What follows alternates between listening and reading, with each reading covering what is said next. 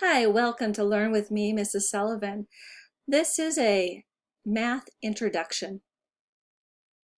I want to introduce you to math or talk about math because math can be so many different things. It can be numbers, equations, measurement, time, money, shapes, or geometry. All of these things fall into the little category that we call math. Because there are so many different types of math, people in other countries often call it maths. A plural S is added at the end, maths, because in math there's so many different things that fit inside, so many different categories. This is Jo Bowler. She is a math expert at Stanford University. We're going to begin the year talking about different ways to represent numbers or to show the numbers and thinking about what we can learn from all these different representations that help us to understand numbers even better. We can use digits to write numbers. The digits are 0, 1, 2, 3, 4, 5, 6, 7, 8, and 9. We use these digits like we use letters. Just as we combine letters to make words, we combine digits to make numbers. We can represent numbers or amounts using our fingers. We can represent numbers or amounts by using tally marks. We can use math manipulatives to represent a number. This is a reckon rec that we're going to be using later on this year. We can represent amounts using money. We can represent amounts with dice, or sometimes we also call them dot cubes. We can represent numbers or amounts using 10 frames. We can represent these using words. We can use a number bond to represent a number or an amount. We can represent a number in expanded form.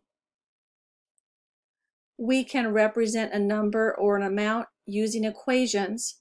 Remember, this means is the same as 7 plus 20 is the same as 10 plus 17. It's the same as, and that's called an equation if it has this symbol that we read as the words is the same as, but we call the equal sign. We can represent numbers by combining digits. Here I've combined the digits 2 and 7. I put the 2 in the tens place and the 7 in the ones place to show or represent the number 27. We can use base 10 blocks to represent numbers. Our number system is called a base 10 number system, and the reason for that is we have 10 fingers. We use those groups of 10s as we become larger and larger. For example, this is 1, 1. 1 in the group of ones. If I were to have 10 of them, I can put this group together and call it one group of 10. If I have 10 of these, I can put them together and have one group of 100. If I have 10 of these groups of 100, I have a group of 1,000. Every time we get to 10, we click them together, put them together, and they move to a new place value spot. Here's the saying to help us remember what to do. 9 is fine. Anymore, you've got to group them together and move next door. We're going to begin this year thinking about numbers in many different ways. We will think about how numbers work and how they relate to other numbers.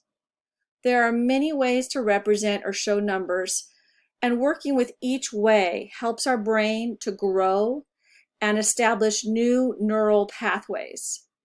We will be working to grow our mathematical mind. Thanks for watching Learn with Me. I hope you enjoyed this math introduction.